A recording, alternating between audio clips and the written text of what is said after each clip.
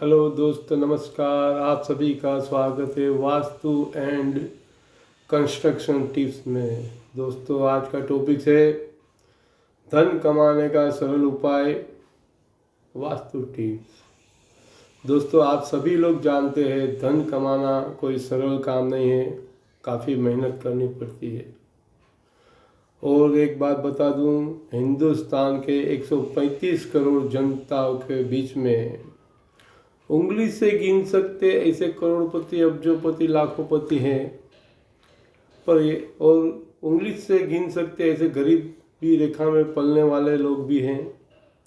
पर दिक्कतें कहाँ आती है? दिक्कतें सिर्फ मध्यम वर्गीयों को आता है, जिसके पास फिक्स इनकम है और फिक्स इनकम के अंदर ही उनको अपना गुजरान चलाना है, मांगलिक प्रसंग पूरा करना है।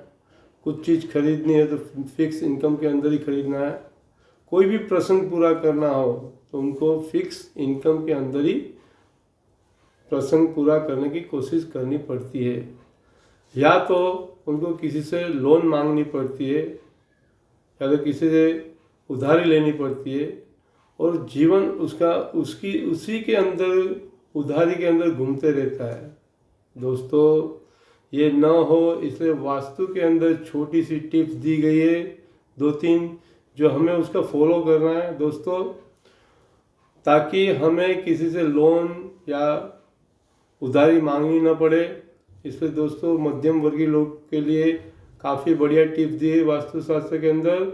तो प्लीज़ इसके पहले जिसने जिसने मेरी चैनल लाइक और सब्सक्राइब किया है उसको खूब खूब धन्यवाद, और जिसने अभी तक लाइक मेरी चैनल को नहीं किया है, प्लीज़ 1 सेकेंड लगता है लाइक और सब्सक्राइब करने को।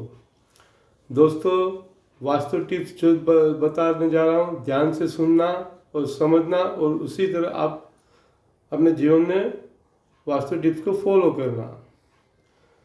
पहले नए साल का हैप्पी न्यू ईयर आप सभी को। और नए साल में एक आप नियम फिक्स कर लो कि आपको सूर्योदय के पहले उठना है।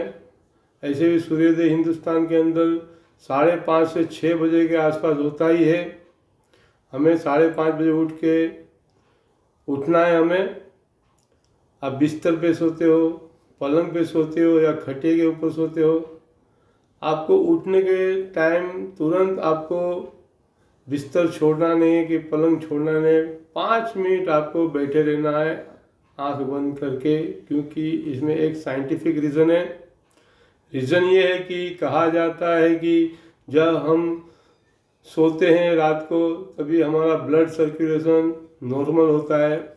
जब हम उठते हैं तब ब्लड अपने शरीर के मुताबिक घूमना चालू कर देता है, कि शरीर के एक एक अंग को ब्लड घूमना चाहिए। इसलिए वो इस उस टाइम ब्लड सर्कुलेशन थोड़ा स्पीड में होता है, और अचानक हम उठ के बिस्तर खड़े हो जाते हैं तो वहाँ चक्कर आने का या तो अटैक आने का चांस होता है। इसलिए दोस्तों, हमें 5 मिनट बिस्तर के ऊपर बैठना है, और उस 5 मिनट का हमें सदुपयोग करना है। दोस्तों, आप क्या करो, 21 बार हाथ जोड़ के आंख बंद करके आपके कुल देवी देवताओं का नाम लो, या तो फिर हनुमान चालीसा लगभग सबको आती ही है दोस्तों।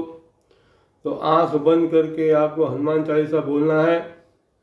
हनुमान चालीसा पूरा होता है तभी आपको क्या करना है, जो 2 हाथ जोड़े हुए रहते आपकी दोनों हथेलियों को आपको देखना है और सर के ऊपर हाथ घुमा देना है। फिर आप बिस्तर को छोड़ दो। दोस्तों, बिस्तर छोड़ने के बाद अपना नित्यक्रम पूरा करके, घर में मंदिर है, मंदिर में अगर लक्ष्मी जी की मूर्ति है, फोटो है, बढ़िया है, नहीं है तो आप लेके आओ। और लक्ष्मी जी की मूर्ति के साथ शालिग्राम का विष्णु स्वरूप जो पत्थर मिलता है, वो शालिग्राम का विष्णु स्वरूप पत्थर को लेके आओ, और लक्ष्मी जी और शालिग्राम जी को एक साथ विराजो मंदिर के अंदर स्थापित करो, और आपको उनकी पूजा करनी है। हमें हमारे कुल देवी की देवी देवता की तो पूजा करना ही है, साथ में उनकी भी पूजा करना है। और आपको एक माला लक्ष्मी जी की और एक माला शालिग्राम जी की आपको रोज करना है दोस्तों। और माला क्या है लक्ष्मी जी की, आपको छोटा सा श्लोक दे देता हूँ मैं। ओम श्रीम महालक्ष्मी नमः करके ये माला रोज एक टाइम करनी है। साथ में शालिग्राम जी को चंदन का टीका लगा के आपको शालिग्राम जी की माला करनी। बहुत ही सिंपल माला है। श्लोक है ओम नमो भगवते वासुदेवाय। ये श्लोक की माला आपको रोज करनी है। लक्ष्मी जी की और शालिग्राम जी की माला करनी है आपको। फिर कुछ समय में आपको लगेगा कि मेरा कार्य सिद्ध होते हुए नजर आएगा। साथ में दूसरी टिप्स आपको दे रहा हूँ। लक्ष्मी जी कहाँ रहती है, आपकी वाणी में मिठास होगी। बुजुर्ग, बड़े बुजुर्ग लोग को आप मान सम्मान से बुलाते होगे, उन बच्चे लोग को भी मान सम्मान से बुलाते होगे, वाणी में मिठास होगी। अड़ोस पड़ोस में भी बातचीत करोगे तो मान सम्मान से बुलाओगे। वहाँ लक्ष्मी जी मिठास के, वहाँ मीठी वाणी के पास वहाँ लक्ष्मी जी वहाँ रहती है। दोस्तों जहाँ मीठी वाणी रहती है लक्ष्मी जी वहाँ 100% रहती है। आप किसी को मान दोगे तो आपको मान जरूर मिलेगा। अगर आप किसी का अपमान करते रहोगे तो आपको अपमान ही मिलेगा। या छोटा बच्चा हो या बड़ा बुजुर्ग हो, आपको मीठी बात ही करनी है, मीठी जबान यूज़ करनी है। महालक्ष्मी जी की कृपा आपके वहाँ बनी रहेगी। अब मैं तीसरी बात बताने जा रहा हूँ, ध्यान से सुनना दोस्तों। घर के अंदर जो झाड़ू रहता है, अगर घिस गया या टूट गया, आपको उसका उपयोग नहीं करना है। आप नया झाड़ू लेते हो तो झाड़ू आपको शुक्रवार के दिन लेना है दोस्तों। शुक्रवार के दिन नया झाड़ू लाओ, उसके ऊपर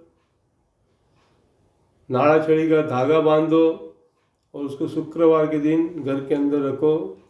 शाम तक आपको लाना है, 6 बजे तक उसको घर के अंदर रखो। और जो जुना झाड़ू है उसको शनिवार के दिन आप मैदान में फेंक नहीं देना है, एक साइड कोने में किधर रख देना है घर के बाहर। और शनिवार के दिन आपको वो शुक्रवार को जो लाया हुआ झाड़ू उसका उपयोग करना है घर की साफ सफाई के लिए दोस्तों। और आपको शाम को 6 बजे के बाद घर में झाड़ू साफ सफाई लगाना नहीं है और झाड़ू किसी के नज़र में आवे नहीं, इस प्रकार आपको छुपा के रखना है दोस्तों। आपको मैंने ये टिप्स दी है, आप उसको फॉलो करो, 101% आपको फ़ायदा होगा। और चौथी टिप्स आपको दे रहा हूँ मैं। घर के आंगन में आते हुए कुत्ते, गाय, उनको आप बिस्किट दो। रोज़ एक नियम बना दो आप कि गाय और कुत्ते को बिस्किट और रोटी खिलाना है। गाय को रोटी खिलाने के वक्त या कुत्ते को रोटी खिलाने के वक्त उसके ऊपर तेल लगा के आपको खिलाना है। लक्ष्मी जी काफ़ी खुश होगी और आपके ऊपर लक्ष्मी जी की कृपा बनी रहेगी दोस्तों। आपको इस प्रकार ये मेरी टिप्स को आप अपने जीवन में उतारोगे, नियम में ले लोगे तो 101% आपके फिक्स इनकम के अंदर भी आपका जो भी प्रसंग होगा, घर का मांगलिक प्रसंग हो, दुखद प्रसंग हो, दवा दारू का जो खर्चा होता है वो आपका धीरे धीरे आपका सोल्व होते जाएगा। आपको पता भी नहीं चलेगा कि मेरी फिक्स इनकम में मैंने मेरे जीवन के अंदर हर प्रकार का सुख प्राप्त कर लिया है। दोस्तों आप मेरी बात समझे हो तो प्लीज़ मेरी channel vastu and construction tips को लाइक और सब्सक्राइब जरूर कीजिए। धन्यवाद।